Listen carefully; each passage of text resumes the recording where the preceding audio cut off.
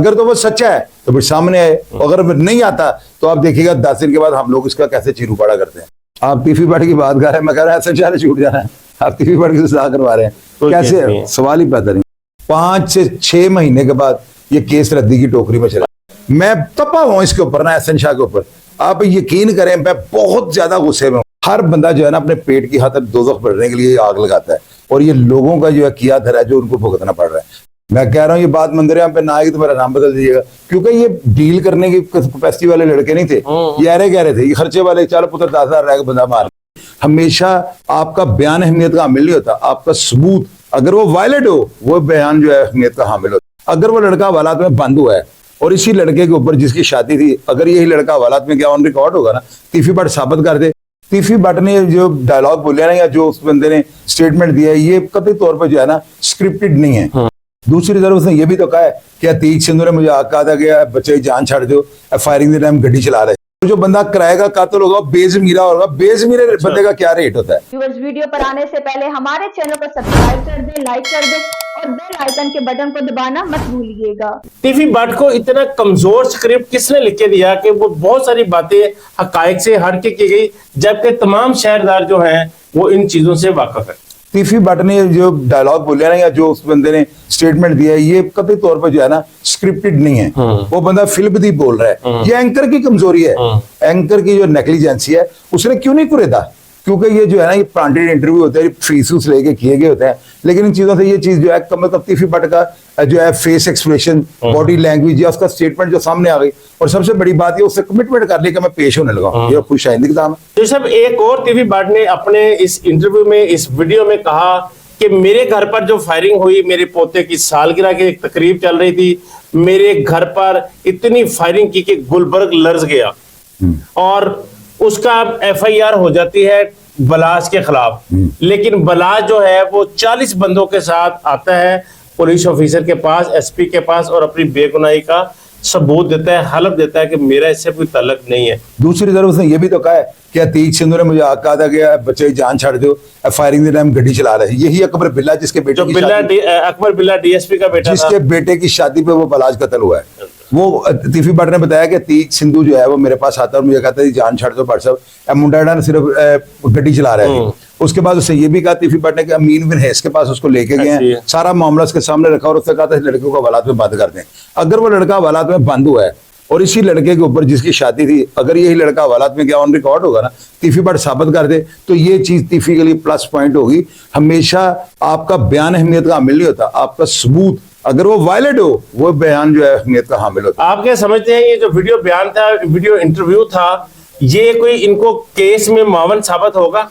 ये स्टेटमेंट अगर खुल के दें। अच्छा, वो उन्होंने एक और बात कही कि मेरी बलाज के साथ 1.5 साल तक टेलीफोन पर गुफ्तगू भी होती रही, वो मुझे चाचा कहता था, मैं उसको भतीजा कहता था, लेकिन ये फायरिंग ने सब तहस नहस कर दिया। मैंने आपको पहले प्रोग्राम में क्या इसमें कोई तीसरा एलिमेंट था या फायरिंग बलाज ने ही करवाई थी? मैं आपको बताता हूँ ना, मैंने अपने प्रोग्राम में आपको बताया हुआ कि मुझे जो इनके किचन कैबिनेट के लोग होते हैं कुछ बातें बता देते थे। उन्होंने मुझे कहा था कि तीफी बट इसके साथ राब्ते में था। अच्छा। और देखे तीफी बट ने उस बात का एतराफ कर लिया। अब इसमें जो होता ही है कि ऐसी बात अगर आप करते हैं ना, तो आपको 4-5 गवाहों के नाम लेने चाहिए, ताकि अगर हम उनको फोन करें और उनसे पूछा वहां पे मौजूद है जब ये बात हुई, तो ये बात चूंकि वो बयान दे रहा है, वो इल्जाम लगा रहा है, मैं इसका क्या जवाब दे सकता हूँ? कई दफा ऐसे मौके आए कि इन ग्रुपों को जो दुश्मनी की इनकी आग थी बुझाने की कोशिश की गई, बहुत सारे दोस्त फायर ब्रिगेड का काम किया, इनको नजदीक लाए, लेकिन फिर अचानक से एक कोई ऐसी शोशा उठता है, ये लड़ाई फिर भड़क उठती है। हर बंदा जो है ना अपने पेट की खातिर दोज़ख बढ़ने के लिए आग लगाता है, और ये लोगों का जो है किया धरा है जो उनको भुगतना पड़ रहा है। तीफी बट ने खुद नहीं कहा कि हमारी लड़ाई पुलिस ने भड़काई, और आज भी जो कर रही है पुलिस कर रही है। तो मेरी यही तो स्टेटमेंट है। ऑन हर बंदा ये जानना चाहता है, सुनना चाहता है कि गोगी भट्ट का इस केस के साथ क्या ताल्लुक है। देखें, इसका ताल्लुक तो जो है ना मैं और आप जबरदस्ती बीच में बना देंगे। रीजन क्या? अभी तक पुलिस की इंटेरोगेशन का मुंह उधर नहीं गया, क्योंकि तो कोई चीज नजर नहीं बनाया, एफआईआर में नामजद है। हम तो ये क्लैरिफाई कर रहे हैं कि उनका इस केस में कोई किरदार, कोई चीज, कोई बात, कोई अभी तक सामने नहीं आई, नहीं आ रहा। इसीलिए मैं ये कह रहा हूँ कि ये टॉपिक तब सामने हम दोबारा इसके सवाल कर सकते हैं जब गोगी भट्ट पकड़ा जाए या उसको पुलिस गिरफ्तार कर ले। अभी तक पुलिस की तफ्तीश का मुंह उधर नहीं जा रहा है, इसका मतलब सारे ताने बंदे तीफी भट्ट की तरफ जा रहे हैं। तो सब जैसे जैसे दिन गुजरते जा रहे हैं, हसनैन का नाम आता है, एहसन शाह का नाम आता है, अली पठान का नाम आता है, साथ एक शूटर हारून का नाम जोड़ दिया जाता है, जबकि वो शूटर नहीं है। अब एक नया नाम आया है बिलावल का, उसका क्या किरदार है? इसमें असगर अली भी है, निशात खान भी है, और भी एक दो बंदे जो आप मिस कर गए हैं। हारून जो है ना, उसके बारे में कहा जा रहा है कि ये इसने मुजफ्फर शाह को मारा है, अच्छा। जो शूटर था। अच्छा। उसको इसने शूट किया एट द स्पॉट, और उसके लिए वो उसकी तस्वीर वगैरह भी सामने आ गई है। अच्छा। हारून जो है ना, ये भी पे रोल पे था, ये दिहाड़ी पे गया हुआ था, कोई 10-5 हजार का मजदूर था बंदा मारने के लिए। कत्ल 10,000 के लिए? मैं कह रहा हूँ ये बात मंदिर यहाँ पे ना आएगी तो मेरा नाम बदल दीजिएगा, क्योंकि ये डील करने की कैपेसिटी वाले लड़के नहीं थे, ये अरे कह रहे थे, ये खर्चे वाले, चलो पुत्र 10,000 रहेगा बंदा मारने। अच्छा। क्योंकि ये सारा इसके ज़हन में प्लान था कि शूटर ने उसको मारना है, हमने उसको मार देना है। और मजे की बात आप देखें कि अगर इस तरह था ना, तो हारून को मारने के लिए बिलावल वगैरह ने नेटवर्क बिछाया हुआ था। और बिलावल के बारे में मीडिया रिपोर्ट कर रहा है कि वो तीफी भट्ट के मामू का बेटा है। मैं मजे की बात आपको बताता हूँ, ये तीफी भट्ट के साले का बेटा है। अच्छा, तीफी भट्ट के साले का बेटा है ये बिलावल जो है। बिलावल इसके जिसको- बारे में कहा जाए सियालकोट एयरपोर्ट से चला गया भाई। उसके बारे में जो रिपोर्ट कर रहे हैं कि जी वो सहूलतकार है, वो है या नहीं है। लेकिन मेरे जराये ने मुझे जो है ना चोर रास्ते ये खबर बताई है कि ये जो है ना तीफी भट्ट के साले का बेटा है। अब वो गुनाहगार है बेगुनाह, ये दारे फैसला करे। इस सारे बलाज मर्डर ऑपरेशन को लीड कौन कर रहा था? अली पठान कर रहा था, हारून कर रहा था, बिलावल कर रहा था? ये चीज प्रेस कॉन्फ्रेंस से पहले मैं नहीं कर सकता हूँ। जितना ये हाई प्रोफाइल केस है ना, और मेरे जैसा बंदा जिसको यानी गुस्सा इतना चढ़ा हुआ है, मैं तपा हुआ इसके ऊपर ना, एहसन शाह के ऊपर।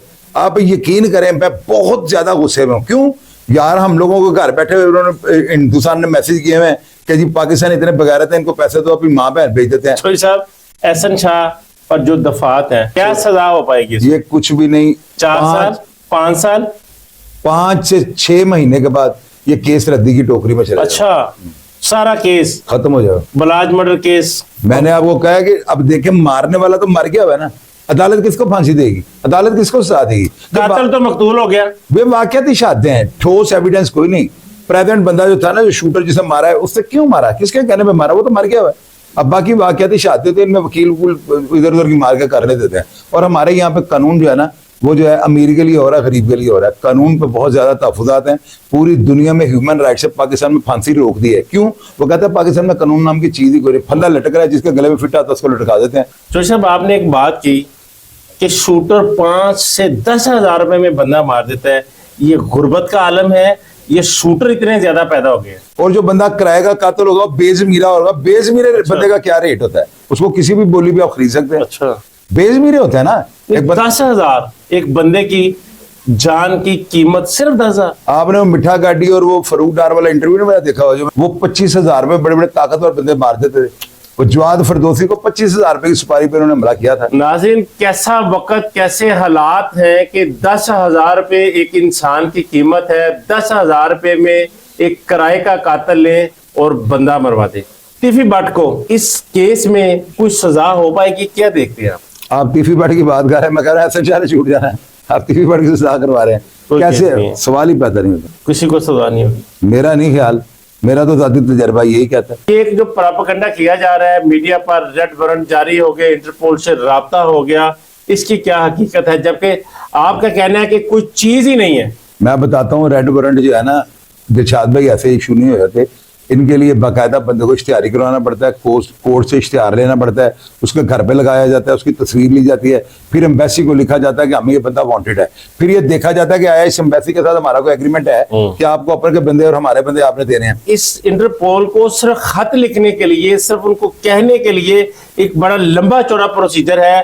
पहले आपको उस मुलजम को इतने ठोस वाहिद जो है वो इंटरपोल टीम के हवाले करना होते हैं कि वो उसको जांचते हैं, देखते हैं, फिर वो बंदा अपना पकड़ के आपको देते हैं। तो आप तो कह रहे हैं कि इसके खिलाफ है ही कुछ नहीं है, कुछ शवाहद ही नहीं है, सब बरी हो जाएंगे। ये 100% बात है। और दूसरी बात ये है कि ये कम से कम 3 महीने के बाद अगर इंटरपोल को मुदाखलत करेगी ना, केस को महीना हो गया ना, 2 महीने के बाद आप बात कीजिए, फिर मैं कुछ जवाब दूंगा। वो आ रहा है, वो अभी कुछ नहीं है, यानी ऐसे सब मंजन है। मंजन बिक रहा है सारा। तीफी भट्ट ने कहा कि मैं जल्द आऊंगा और पुलिस तहकीकात का हिस्सा बनूंगा, उनके सामने पेश हो जाऊंगा। अब ये जो स्टेटमेंट तीफी भट्ट ने दिया ना, आपने इसके पीछे चढ़ जाना। पूछे क्यों?